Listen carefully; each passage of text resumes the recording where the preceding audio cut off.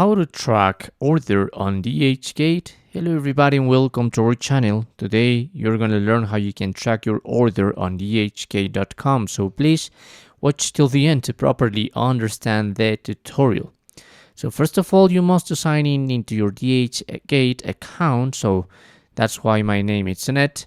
And once you place your pointer on top of your account, there's going to be this menu. So you must click on My Orders. And here you're gonna see the amount of orders you have.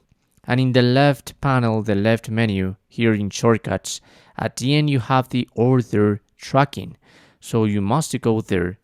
And the data you're gonna need is a tracking number. So you're gonna be able just to search using a valid tracking number.